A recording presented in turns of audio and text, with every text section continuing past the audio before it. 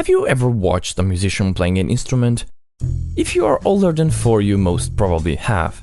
It seems so simple, elegant and easy, doesn't it? The musician just moves his fingers on the instrument and you are thrown on the emotional roller coaster the music produces. You might wonder, how is this person capable of remembering all of those notes and combining them in the most perfect of ways? The truth is, even though a musician looks calm and steady, there is a party going on inside of his brain every time he picks up the instrument. And this party separates him from all the other people in the room. And you might say, well, how do we know there is a difference between a musician's and non-musician's brain? And if there is one, well, what's causing it? If we go deep inside the brain, we can see what happens there during regular activities such as reading and writing and compare that to what happens while listening or playing music. Recently, neuroscientists were able to monitor people's brains in real time by connecting them to a machine which lights up and shows which areas of the brain are responsible for each activity. So when you're talking, for example, a small light in the left hemisphere of the brain will light up on the screen. On the other hand, if you're drawing a painting, a light on the right hemisphere will light up. Interestingly enough, when they connected a musician playing an instrument to the machine, they saw multiple parts of the brain lighting up and simultaneously processing different information. Order, fastness and interrelation were noticed. Almost every area of the brain seemed engaged at once. So it turns out that playing an instrument involves the interconnectedness between several components present in the brain, most notably the motor, sensory, visual and auditory components of the nervous system. This in turn results in positive effects on reasoning, fine motor skills, learning and memory, resulting in an overall more capable and efficient brain.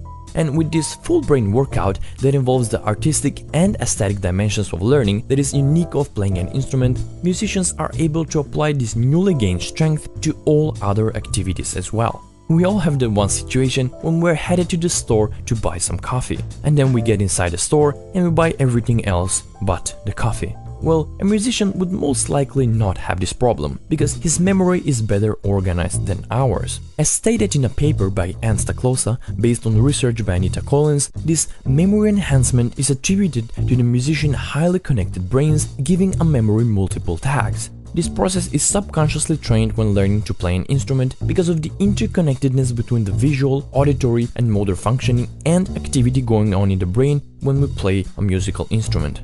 Pretty neat. Now, let's go back inside the brain again.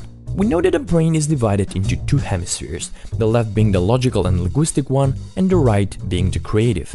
There is a bridge between them called the corpus callosum, a massive bundle of nerve fibers connecting the two sides. And scientists found that this bridge has bigger volume and activity within musicians, allowing the two hemispheres to interact more effectively with each other, enabling them to solve academic and social problems more efficiently. So not only that a musician's brains are anatomically different, they also function on a different and more divergent ways. They can use their increased cognitive and emotional skills in almost all aspects of life.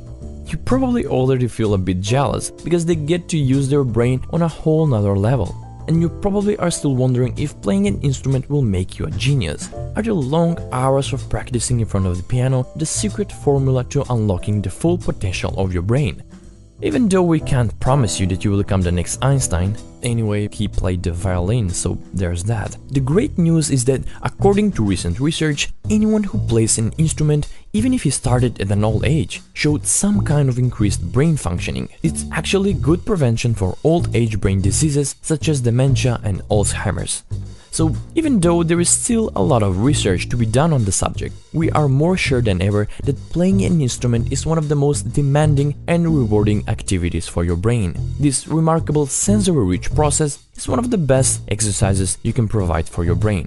Why stop with only exercising your body when you can also exercise your mind? And now you know, and it's ultimately your choice whether you decide to pick up the instrument and make some noise.